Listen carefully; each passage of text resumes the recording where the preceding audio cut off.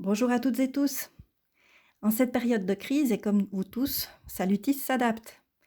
La santé et l'équilibre au travail se jouent en ce moment pour beaucoup à la maison.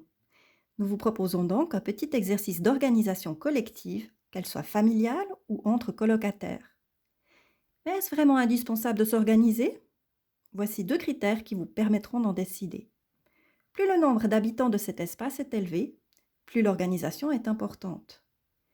Plus l'espace est restreint, plus l'organisation est importante. L'exercice proposé, c'est d'orchestrer et d'articuler le temps, les espaces et les rôles. En gros, c'est comme le Cluedo. Qui a fait quoi, quand, où et comment. Mais ici, c'est plutôt pour prévenir le crime que pour le résoudre. Pour faire l'exercice, vous avez besoin d'un planning hebdomadaire géant, fait maison bien sûr.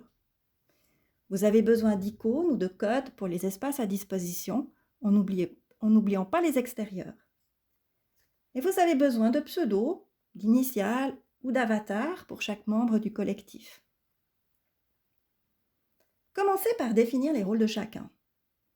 Quels sont les rôles et responsabilités assumés ou à assumer par chaque membre du collectif? Pour les adultes, il peut s'agir du rôle de parent, de professionnel ou d'enseignant. Pour les enfants, le rôle d'écolier, d'exploratrice ou de lecteur. N'oubliez pas les rôles cocos, les rôles de contribution collective. Même les enfants d'âge scolaire peuvent contribuer. Procédez au remplissage du planning hebdomadaire. Commencez par les créneaux temporels et les rôles non négligeables. Travail, enseignement, contributions collectives essentielles. Mettez ensuite, dans les temps disponibles, les activités importantes pour l'équilibre de chacun. Attribuez enfin les espaces pour chacune de ces activités. Et n'oubliez pas de laisser de la place pour les imprévus. Quelques suggestions pour faire de cette organisation une vraie valeur ajoutée pour chacun. Faites l'exercice de manière participative et si possible ludique. Pourquoi pas le dimanche en fin d'après-midi? Demandez à chacun de valider explicitement le planning et de s'engager pour ses tâches. Envisagez des rotations pour les rôles cocos. Comme il n'y a pas de transition ou de sas en passant d'un rôle à l'autre, soyez explicite, surtout avec les enfants. Pourquoi ne pas utiliser différentes casquettes bien réelles?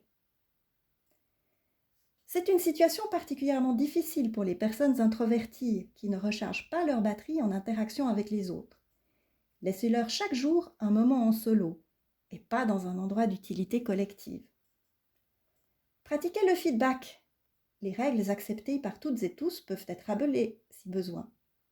Les tâches coco, en particulier, méritent d'être valorisées et récompensées. Rappelez-vous cependant que peu de dentistes sont actifs à l'heure actuelle. Bonne organisation à tous et toutes, et prenez soin de vous.